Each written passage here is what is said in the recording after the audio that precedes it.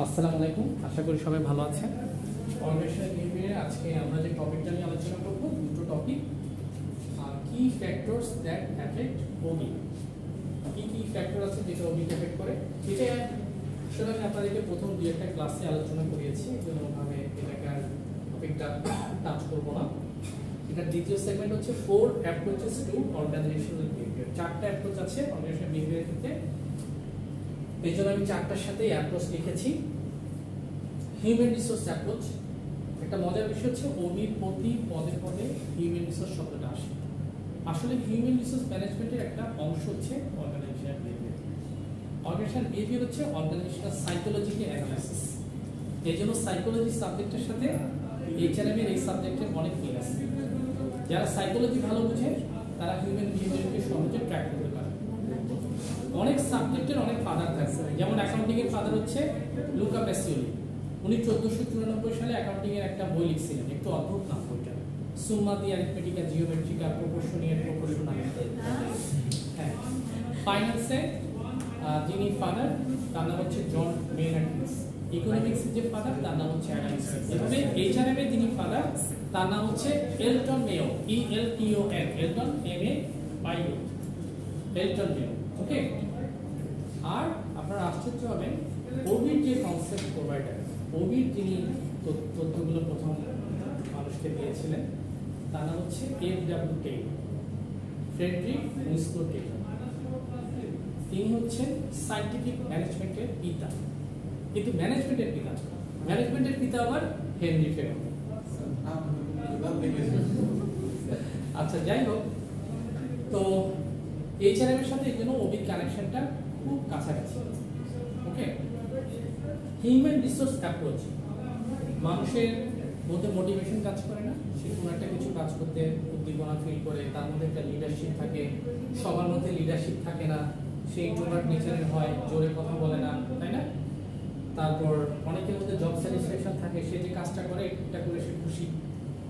আমি যদি বলি আমি স্কলারশিপ চাকরি করে আসলে খুশি, এটা আমার জব স্যাটিসফ্যাকশন। ওকে, তো এভাবে আরো অনেক কিছু হতে পারে। তো এগুলো দিয়ে আপনি বেসিক্যালি একটা হিউম্যান রিসোর্সকে পরিমাপ করতে পারবেন, তাই না? তার লিডারশিপটা কেমন, লিডারশিপ রোলটা কেমন হচ্ছে, সেটা কোন ধরনের লিডারশিপ, অটোক্রেটিক নাকি ডেমোক্রেটিক নাকি পার্টিসিপেটিভ নাকি প্যাটার্নাল, অনেক ধরনের রোল থাকে লিডারশিপে। একটা মানুষ মোটিভেশন পাচ্ছে না, কেন পাচ্ছে না? যেমন এখানে একটা কথা, আপনাদের পরীক্ষার এত কিছু লিখতে হবে না, জাস্ট আমি একটু ভেঙে বলি। মাসলো নামে একজন ব্যক্তি ছিল, উনি বলছিল মাসলোর হায়ারার্কি অফ নিড নামে একটা বিষয় আছে। মানে সে একটা তথ্য দিচ্ছিল যেখানে মানুষের নিডগুলা পর্যায়ক্রমে আসে। যেমন মৌলিক চাহিদার ক্ষেত্রে মানুষ যদি অন্ন পায় তারপর সে বস্ত্র চায়। খেয়াল করে দেখবেন, যে অন্ন পায় না সে বস্ত্র খুঁজে না। খেয়াল করে দেখবেন, অন্ন, বস্ত্র, বাসস্থান। যার বস্ত্র নাই সে কখনো বাসস্থান চায় না। খেয়াল করে দেখবেন, অ্যাটলিস্ট বস্ত্র থাকলে সে একটা থাকার জায়গা চায়। যার বাসস্থান আছে দেখবেন যে সে শিক্ষা চায়, আর বাসস্থান নাই সে শিক্ষা চায় না। আর যার শিক্ষা আছে সে চিকিৎসা এফোর্ড করতে চায়, আর যার শিক্ষা নাই সে দেখবেন যে অনেক সময় চিকিৎসা এফোর্ড করার শক্তি রাখে না। কারণ মৌলিক চাহিদাগুলো যত পর্যায়ক্রমে উপরের দিকে যায় তত এফোর্ড করতে এফোর্ডেবিলিটি দরকার। তো এখানেও একটা অনেক বড় বিষয় আছে মানুষকে আপনি কোন লেভেলে কিভাবে মোটিভেশন দিবেন। শ্রমিকদেরকে আপনি কি লেভেলে মোটিভেশন দিবেন? তাকে একটু অন্ন কিনে খাওয়ার জন্য টাকা দিচ্ছেন, একটা হেলথ বেনিফিট দিচ্ছেন, বড় অফিসারকে একটা ইন্স্যুরেন্স করে দিচ্ছেন, সে একটু মোটিভেশন পাচ্ছে, তাই না? সব জায়গায় তাকে একটু আলোড়িত করে। অর্গানাইজেশন যখন আপনাকে একটা ছোট্ট রুম দিবে বসার, এসি করে দিবে, একটা ভিজিটিং কার্ড ছাপিয়ে দিবে, ডেস্কের পাশে একটা পিয়নকে রাখবে সাপোর্টিং স্টাফ হিসেবে, এগুলো আপনাকে একটা অনার দেবে। এটাও কিন্তু আপনার জন্য একটা মোটিভেশন। ওকে, ভালো একটা অফিস রুম কিন্তু এক ধরনের মোটিভেশন। তো মোটিভেশন অ্যাসেস করতে হয়, কাকে মোটিভেট করতে হবে, কোন লেভেলে মানুষকে কিভাবে মোটিভেট করতে হবে। ওয়ার্কারকে কি দিলে, একটু বোনাস দিলে সে মোটিভেট হচ্ছে, তাই না? তাহলে আপনি এই এইচআর পলিসি দেখবেন, এইচআর বা একজন ওয়ার্কারকে মোটিভেশনে কিছু ঈদ প্যাকেজ দেন বা তাকে একটু বোনাস দেন, যে এমডি তাকে হয়তো একটা ফ্ল্যাট উপহার দিলেন, তাই না? মানুষ বুঝে, লেভেল বুঝে। লিডারশিপও হবে, জব স্যাটিসফ্যাকশন সব জায়গায় সমান হবে না। কেউ জবের প্রতি ডিস্যাটিসফাইড থাকবে, কেউ স্যাটিসফাইড থাকবে, তাকে মোটিভেট করবেন। লিডারশিপে পজিটিভলি চালিত করলে সেও জব স্যাটিসফ্যাকশন একসময় পাবে। সেকেন্ড হচ্ছে কন্টিনজেন্সি অ্যাপ্রোচ। এটা হচ্ছে অর্গানাইজেশনে সবসময় একটা পদ্ধতি সবচেয়ে পারফেক্ট কাজ করার পদ্ধতি নয়, বরং একটা প্রবলেমের একাধিক সলিউশন থাকতে পারে। এই যে কথাটা, এটাই হচ্ছে সংক্ষেপে কন্টিনজেন্সি অ্যাপ্রোচ। তো এটা মানুষ পাবে ফ্লেক্সিবিলিটি, অ্যাডাপ্টেবিলিটিটা। মানুষ সে সিচুয়েশন অ্যানালাইসিস করবে, নিজেকে ফ্লেক্সিবল ভাবে তুলে ধরবে, তারপর সে প্রবলেমের সলিউশন দেবে। অনেক ম্যানেজার দেখবেন যে কাজ দেখলে ঘাবড়ে যায়, সে একটা প্রবলেম দেখলে মাথার উপর তার আগুন চেপে বসে, সে অতিরিক্ত টেম্পার বা প্রেশারে কাজ করতে পারে না। কিন্তু অনেকে দেখবেন ঠান্ডা মাথায় তারা কাজ করে, তখন কিন্তু তারা অনেক কিছু প্রেশারে থাকলেও আস্তে আস্তে সবগুলো সলিউশন করে। আমি একজনকে চিনি, একজন পিএইচডি করা টিচার। আমি আগের ইউনিভার্সিটিতে ওনাকে দেখতাম, উনি একটা কোম্পানির আমার এমডিও ছিল। এই ইউনিভার্সিটি 2টার পর বন্ধ হয়ে যেত, উনি কী করতেন 3টা থেকে এখানে কাজ করতেন। ওখানে অনেক প্রেশার ছিল, এমডি হিসেবে কাজ করতেন, আবার এখানে টিচার হিসেবে পড়াতেন, আবার অনেক ধরনের ভাষার ইস্যু ওনাকে সলভ করতে হতো। মানুষটা কখনো খেপে যেত না, একদিকে ডিপার্টমেন্ট চালাচ্ছে আবার ওদিকে প্রতিষ্ঠান চালাচ্ছে, সবসময় হাসত। মানে তার কাছে প্রবলেমটা হচ্ছে একটা ফেস করতে করতে এমন অবস্থা হয়ে গেছে যে এটা না হলেই তার ভালো লাগতেছে না। মানুষের সলভিং স্কিলের দিকে তার মনোযোগ বেশি, কোনো কিছুতে ভেঙে পড়ে না। অনেক সময় অনেক জাতি টেম্পারের মধ্যে ভেঙে পড়ে, সেটা একটা মানুষ না, জাতিগতভাবে তাদের বৈশিষ্ট্য এরকম। অনেক ক্রিকেট খেলা এবং ফুটবল ম্যাচে দেখবেন 2-1টা গোল খেলে বাকি গোলগুলো এমনি হয়ে যায়, অথচ আপনি জানতেন না যে 2 মিনিট আগে 1-2টা গোল হয়ে যাবে। তারা তখন অনেক ফাইট করে খেলছে, এখন আর মাত্র 8 মিনিট বাকি 2টা গোল খাওয়াতে তারা মনটা একদম ভেঙে গেছে। এরকম অনেক টিম দেখবেন ক্রিকেট এবং ফুটবল, যারা পরবর্তী টেম্পার এজ এ জাতি, টিম মেম্বার, গ্রুপ মেম্বার হিসেবে ধরে রাখতে পারে। টেম্পার ধরে রাখা অনেক বড় জিনিস। সে আপনার মধ্যে রিয়াকশন থাকবে, কিন্তু আপনি একদিন ভেঙে পড়বেন না। ওকে, হাদিস আছে কি ইমানদার কখনো ভেঙে পড়বে। ওকে, আপনার অনেক কিছুই নাই, মানুষের ফ্যামিলি মেম্বারদের বিদায় হয়ে যাওয়া বা কাছে না থাকে, এর চেয়ে বড় কষ্ট আছে নাই, তবু আপনাকে ওগুলো মেনে নিতে হচ্ছে না।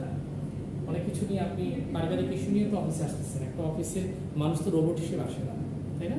সে অনেক ফ্যামিলি ইস্যু নিয়ে কিন্তু অফিসে আসে, অনেক ধরনের টেনশন তারও থাকে, কিন্তু সেটি ভেঙে পড়ে তার জীবনটা ওভাবে চালিয়ে নিতে হয়। এটা আল্লাহ তরফ থেকে তার কাছে একটা টেস্ট, যে একটা প্রবলেম এসে পড়বে, একটা ডিসস্যাটিসফ্যাকশন তৈরি হবে, তবুও তাকে কাজ করতে হবে প্রেশারের মধ্যে।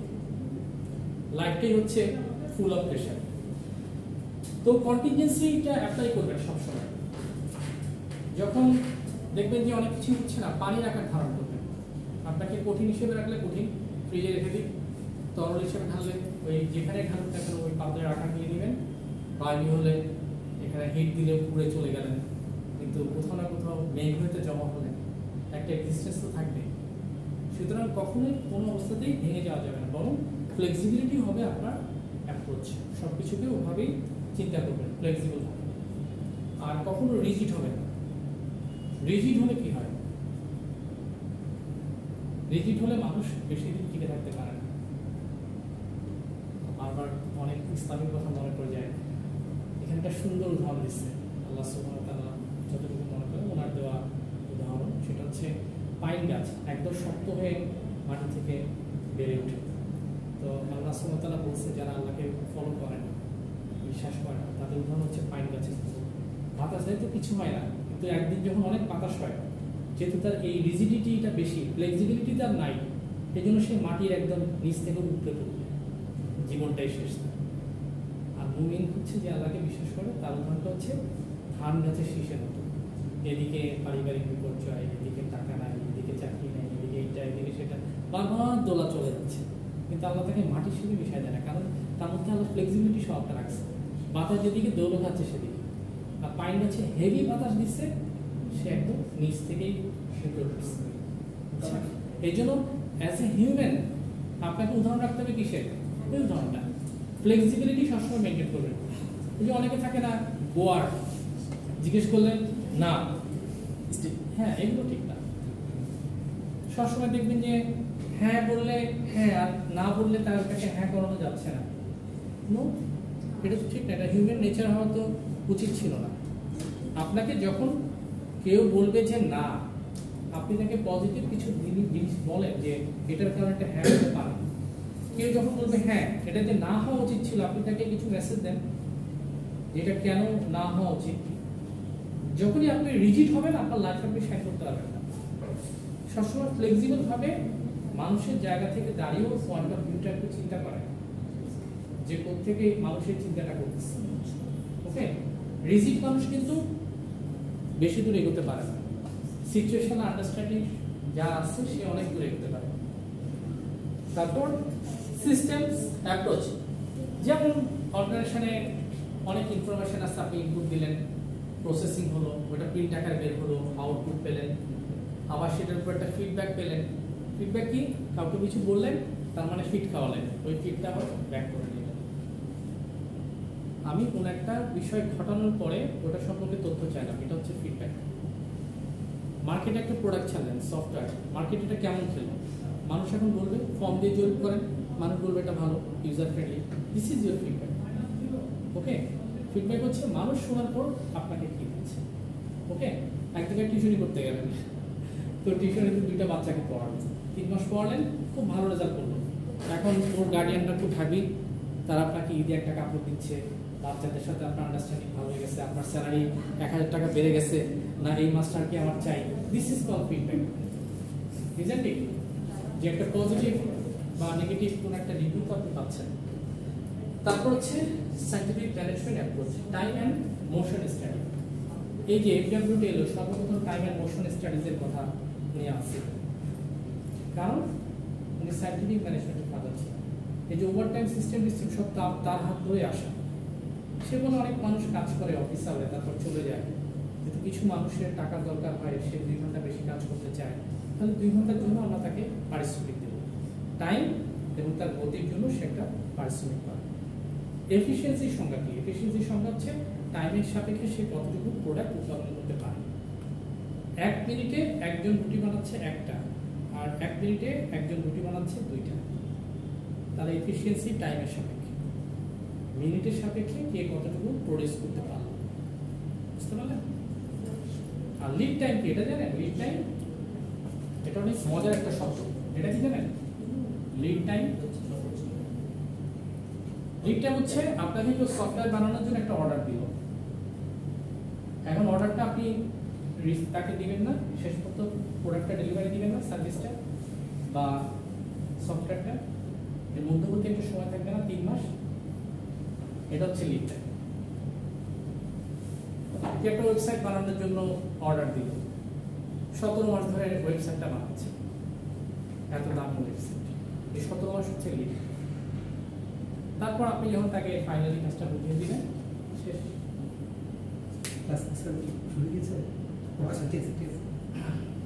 তো বুঝতে পারলেন লিড টাইম কি? মনে থাকবে? আচ্ছা, তাহলে আপনাদেরকে ছেড়ে দিয়ে আজকে